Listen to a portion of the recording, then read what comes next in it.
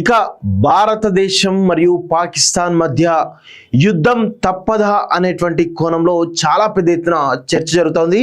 ఒకవైపు ప్రధాని మోడీ, అదేవిధంగా ఇటు రక్షణ శాఖ మంత్రి రాజ్నాథ్ సింగ్, అదేవిధంగా హోంశాఖ మంత్రి అమిత్ షా, అదేవిధంగా నేషనల్ సెక్యూరిటీ సంబంధించినటువంటి చైర్మన్ ఎవరైతున్నారో అజిత్ దోవల్తో పాటు త్రివిధ దళాల అధిపతులందరూ కూడా రోజువారీ సమీక్షలు చేస్తూ ఈరోజు యుద్ధ వాతావరణం తలపించేలా కనబడతా ఉంది.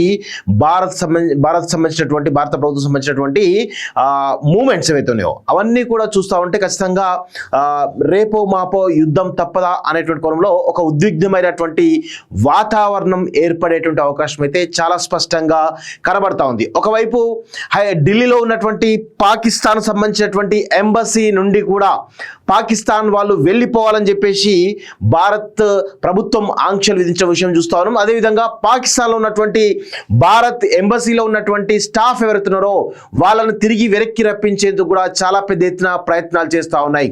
ఒకవైపు వాగా సంబంధించినటువంటి బార్డర్లో కూడా ఆంక్షలు విధించడం జరిగింది. అదేవిధంగా ఏదైతే పాకిస్తాన్కు మరియు భారతదేశం మధ్య ఉన్నటువంటి ఒక లాహోర్ సంబంధించినటువంటి హైవే అవుతుందో అది కూడా శాశ్వతంగా మూసివేస్తున్నట్టుగా ఈరోజు భారత ప్రభుత్వం నిర్ణయం తీసుకోవడం జరిగింది. ఈ కోణంలో పాకిస్తాన్ ప్రభుత్వం కూడా పాకిస్తాన్ ఏదైతే భూభాగం పైనుంచి వెళ్తున్నటువంటి విమానాలు ఏవైతే ఉన్నాయో ఆ విమానాలన్నింటిని కూడా పాకిస్తాన్ భూభాగం నుంచి వెళ్ళొద్దు అనేటువంటి ఆంక్షలు కూడా విధించిన నేపథ్యంలో ఇక విమానాలకు సంబంధించినటువంటి సర్వీస్ రూట్స్ ఏవైతే ఉన్నాయో అవి కూడా వివిధ రూట్స్ మార్చుకున్నట్టుగా చాలా స్పష్టంగా అర్థమవుతా ఉంది. ఒకవైపు ఖచ్చితంగా యుద్ధ వాతావరణం ఏ విధంగా ఉండబోతుంది అనేది చాలా స్పష్టంగా మొత్తానికైతే భారత్ సంబంధించిన త్రివిధ దళాలు భారత ప్రభుత్వం అన్ని కూడా సమీక్షలు చేస్తున్నట్టు చాలా స్పష్టంగా అర్థమవుతా ఉంది. ఒకవేళ యుద్ధం ప్రారంభమైతే పాకిస్తాన్ ఒకవేళ న్యూక్లియర్ బాంబులు గనక ప్రదర్శిస్తే భారతదేశం ఏ విధంగా ఎదుర్కోవాలి అనేటువంటి కోణం కూడా చాలా సీరియస్ చర్చ జరుగుతున్నట్టు తెలుస్తోంది. అయితే ఒకవైపు ఈ టెర్రరిజం ముసుగులో ఉన్నటువంటి పాకిస్తాన్ను అంతమొందించడానికి ఈరోజు ప్రపంచ దేశాలన్నీ కూడా దాదాపు మెజారిటీ దేశాలన్నీ కూడా ఈరోజు భారతదేశానికి మద్దతు ఇస్తున్నట్టుగా చాలా స్పష్టంగా అర్థమవుతా ఉంది. ఒకవైపు పాకిస్తాన్ని ఒంటరి చేసే దిశగా ప్రపంచ దేశాలన్నీ కూడా పెద్ద ఎత్తున ఒక నిర్ణయం తీసుకున్నట్టుగా తెలుస్తూ ఉంది. ఎందుకు అంటే ఈరోజు ప్రపంచంలో ఎక్కడ టెర్రర్ అటాక్ జరిగినా దాని మూలాలు పాకిస్తాన్లో ఉన్నట్టు చాలా స్పష్టంగా అర్థమవుతా ఉంది. అందుకే పాకిస్తాన్ని చాలా పెద్ద ఎత్తున ఎదుర్కోవడానికి ఈరోజు భారతదేశంతో పాటు వివిధ దేశాలు కూడా నడుం బిగించినట్టుగా తెలుస్తూ ఉంది. పహల్గామ్ సంబంధించినటువంటి టెర్రర్ అటాక్ తర్వాత భారతదేశం చాలా సీరియస్గా ఉన్నట్టు తెలుస్తూ ఉంది. భారత ప్రధాని అదేవిధంగా నరేంద్ర మోడీ, అదేవిధంగా అమిత్ షా, రాజ్నాథ్ సింగ్ ఈ యుద్ధానికి సై అన్నట్టుగా తెలుస్తూ ఉంది. సో ఈ పరిణామాలు మరికొద్ది రోజుల్లో 2-3 రోజుల్లో దీనిపైన క్లారిటీ వచ్చేటువంటి అవకాశం అయితే చాలా స్పష్టంగా కనబడతా ఉంది. దీని గురించి చాలా లోతుల్లోకి వెళ్లాల్సిన అవసరం అయితే కనబడతా ఉంది. ముఖ్యంగా భారతదేశంలో ఉన్నటువంటి వివిధ రాష్ట్రాల్లో ఖచ్చితంగా ఎక్కడైతే ఈ టెర్రర్ సంబంధించినటువంటి మూలాలు ఉంటాయో ఓల్డ్ సిటీ లాంటి ప్లేసెస్ కావచ్చు, లేకపోతే ఉత్తరప్రదేశ్లో కొన్ని ప్లేసెస్ కావచ్చు, ముంబై లాంటి కొన్ని ప్లేసెస్లో కావచ్చు, ఎక్కడైతే టెర్రర్ అటాక్స్ జరిగేటువంటి అవకాశం అక్కడ టెర్రరిజం సంబంధించినటువంటి మూలాలు కొన్ని ఉంటాయి మన భారతదేశంలో కూడా. సో ఆ ప్లేసెస్ ఉన్నటువంటి సిటీస్ ఏవైతే ఉన్నాయో హై అలర్ట్ ప్రకటించడానికి కూడా సిద్ధమైనట్టు తెలుస్తోంది. హై అలర్ట్ ప్రకటిస్తే ఖచ్చితంగా ఎక్కడైతే టెర్రర్ అటాక్స్ జరుగుతాయో అక్కడ ఖచ్చితంగా పెద్ద ఎత్తున పోలీస్ బలగాలు కావచ్చు, ఆర్మీ బలగాలు మోహరించేటువంటి అవకాశం చాలా స్పష్టంగా తెలుస్తూ ఉంది. మొత్తానికైతే భారతదేశంలో వివిధ బహిరంగ సభలు కూడా నిషేధ ఆజ్ఞలు విధించేటువంటి అవకాశం అయితే కనబడుతోంది. సో అందుకే నిన్న కూడా మేము స్టోరీ చేయడం జరిగింది. రజతోత్సవ సభ పైన కూడా నీడలు ఉన్నట్టుగా తెలుస్తా ఉంది. అనుమానం ఆ సభ జరుగుద్దా లేకపోతే క్యాన్సిల్ అయ్యేటువంటి అవకాశాలు అనేటువంటి ఒక కోణాలు కూడా చాలా పెద్ద ఎత్తున జరుగుతూ ఉంది.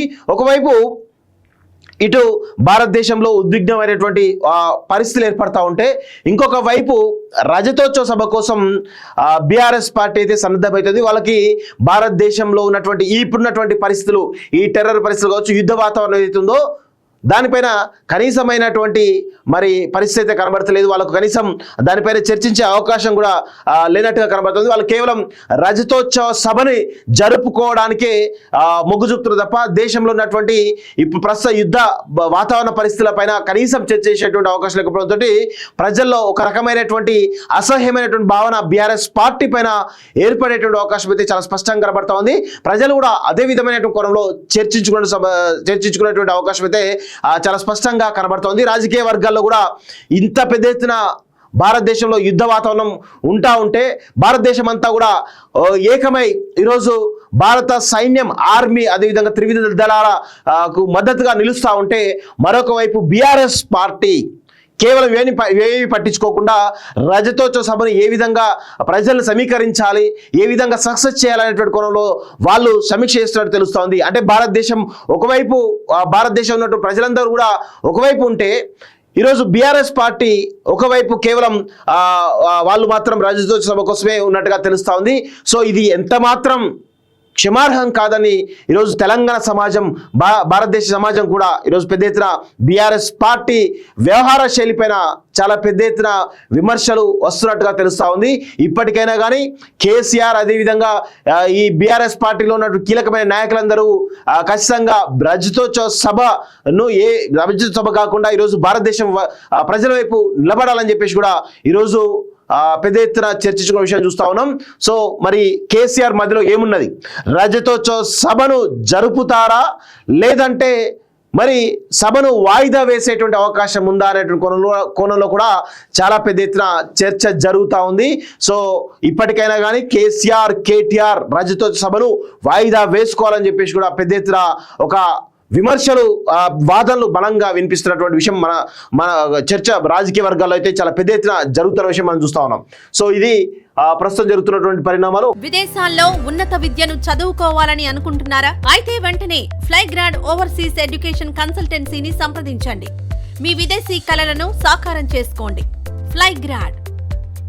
ఇక భారతదేశం మరియు పాకిస్తాన్ మధ్య యుద్ధం తప్పదా అనేటువంటి కోణంలో చాలా పెద్ద ఎత్తున చర్చ జరుగుతోంది. ఒకవైపు ప్రధాని మోడీ, అదేవిధంగా ఇటు రక్షణ శాఖ మంత్రి రాజ్నాథ్ సింగ్, అదేవిధంగా హోంశాఖ మంత్రి అమిత్ షా, అదేవిధంగా నేషనల్ సెక్యూరిటీ సంబంధించినటువంటి చైర్మన్ ఎవరైతున్నారో అజిత్ దోవల్తో పాటు త్రివిధ దళాల అధిపతులందరూ కూడా రోజువారీ సమీక్షలు చేస్తూ ఈరోజు యుద్ధ వాతావరణం తలపించేలా కనబడతా ఉంది.